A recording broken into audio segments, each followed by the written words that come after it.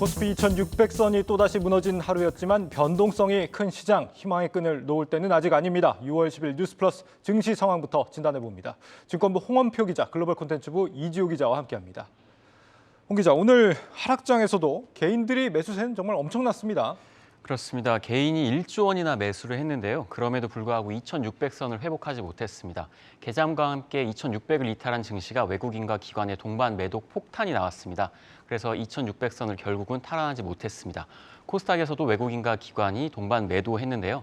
외국인이 이달 들어서만 2조 원 가까이 국내 증시에서 빠져나가고 있다는 점이 부담으로 작용을 하고 있습니다. 원달러 환율도 12원가량 오른 1268원을 기록했습니다. 네, 유럽 중앙은행에서 금리 인상을 예고한 영향이겠죠?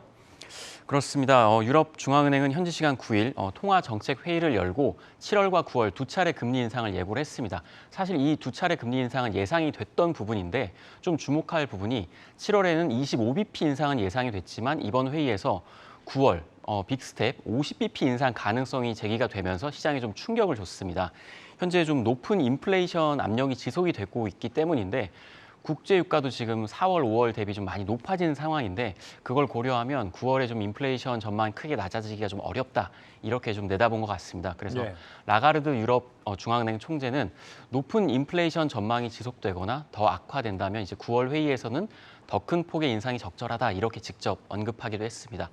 전문가들도 9월 50bp 인상은 좀 기정사실화된 것이다 이렇게 좀 판단을 하고 있습니다. 네, 이미 각국 중앙은행들이 빅스텝을 단행하고 있고 칠레는 75bp를 한 번에 인상했습니다. 자이언트 스텝이라고 하죠. 이런 와중에 우리는 25bp를 아직 고수하고 있다는 게 좀 다행인 상황인데 외국인들이 어제 오늘 대량으로 빠져나간 걸 보면 이번 22의 인상 예고가 전 세계적으로 좀 투심에 미친 영향이 큰 모양입니다. 네, 간밤 뉴욕 증시부터 좀 짧게 살펴보고 가도록 하겠습니다. S&P 500 지수와 나스닥 지수 모두 2%포인트 이상 밀리는 모습을 보여줬죠. 먼저 앞서 말씀드린 것처럼 유럽 중앙은행이 금리 인상을 예고하면서 긴축 우려가 강화됐고 투자 심리가 위축됐습니다. 7월에 금리를 0.25%포인트 인상하고 9월에도 올리겠다고 밝혔는데 22의 금리 인상은 2011년 4월 이후 11년 만에 첫 시도라고 할 수가 있습니다. 이렇게 되면 마이너스 금리가 제로 금리로 바뀌는 셈인데 만약에 9월에 금리 인상률을 더 크게 적용하면 제로 금리마저 벗어나게 됩니다. 여기에 5월 CPI 발표를 하루 앞둔 장이어서 경계감이 더 커진 장이었다 이렇게 분석할 수가 있겠습니다. 네, 4월에 이어 5월에도 상승세가 꺾일지가 이번 CPI 발표의 관전 포인트다 이렇게 봐야겠죠? 네, 맞습니다. 현지 시간 10일 그러니까 우리 시간으로 따지면 오늘 밤 9시 30분에 5월 CPI 지수가 좀 발표가 됩니다. CPI가 어떻게 나오느냐에 따라서 인플레이션이 정점에 이르렀는지를 판단하고 자연히 연준이 금리 인상 움직임에도 영향을 주기 때문에 정말 중요한 지표라고 할 수가 있겠는데요. 말씀하신 것처럼 지난달 나왔던 4월 CPI 전년 동월 대비 상승률은 8.3%였죠. 그 직전인 3월 CPI의 상승률이 8.5%였던 것과 비교하면 상승세가 둔화된 모습입니다. 5월 CPI 상승률이 8.3%보다 낮게 발표돼야 뉴욕 증시는 반등을 모색할 동력을 찾을 수 있다. 이렇게 좀 풀이가 되고 있습니다. 예, 지금 그래프를 좀 보면 3월에 8.5에서 이제 4월에 좀 그래프 수치는 좀 다르지만 8.3으로 내렸습니다. 네.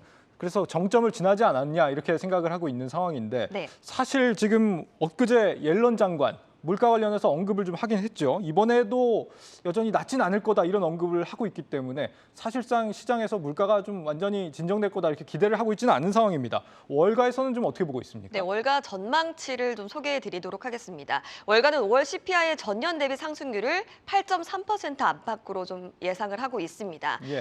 미국 경제지 월스트리트 저널에 의견을 낸 이코노미스트들은 4월 CPI와 비슷한 수준인 8.3%를 전망하고 있는 상황인데요. 웰스파고의 수석 이코노미스트 사라하우스는 8.4%를, 아트오곤 내셔널 시큐리티스 수석 전략가는 8.2% 수준을 제시했는데요.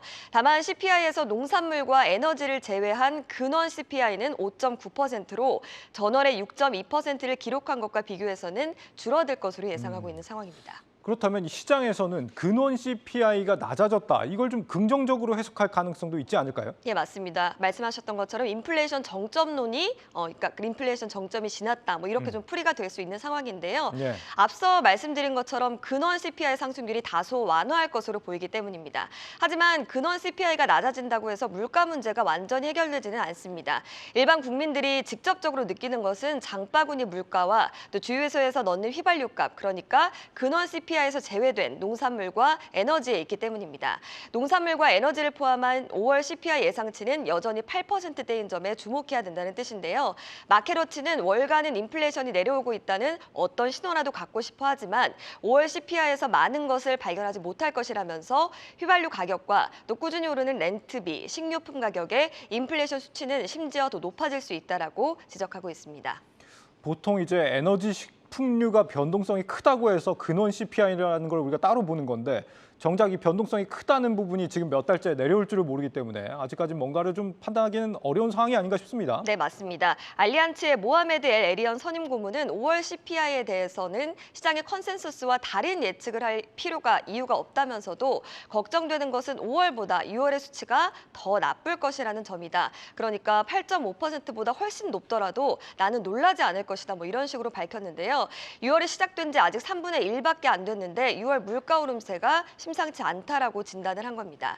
원자재 역시 가격이 상승하는 추세를 의미하는 이른바 슈퍼사이클이 시작됐다는 평가도 나오고 있는데요. 제프 커리 골드만삭스 원자재 리서치 글로벌 헤드는 단순히 오일과 가스뿐만 아니라 금속과 농산물까지 지금은 원자재의 슈퍼사이클이 시작이라면서 이들 분야는 10년 이상 저투자에 시달려 왔다라고 우려했습니다. 다시 말해서 수요가 많아도 한 번에 공급을 늘리기는 좀 어렵다 이런 의미가 될 수 있겠습니다.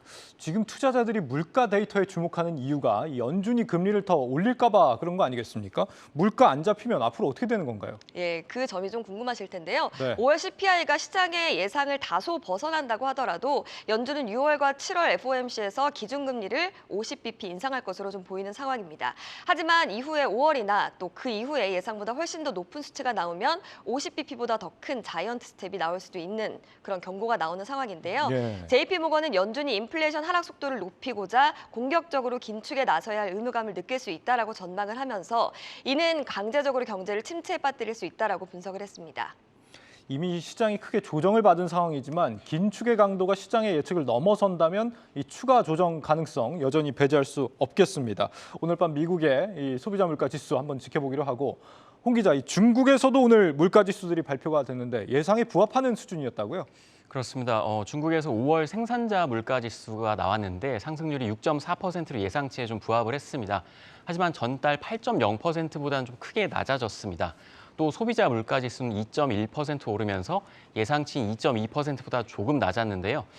중국 증시는 이제 물가가 좀 하락했다고 판단을 했는지 오늘 상해 종합 지수가 아시아 증시에서 좀 나홀로 상승을 했습니다. 예. 이 수치가 이제 우리 시간으로 오후 1시쯤에 나왔는데 그럼에도 이제 국내 증시에 좀 반등의 요소로는 작용하지 않은 것으로 보입니다. 중국 쪽은 사실 이제 성장세가 견조하기도 하지만 봉쇄의 영향도 좀 받았다 이렇게 봐야겠죠. 수요 둔화가 있었을 테니까. 알겠습니다.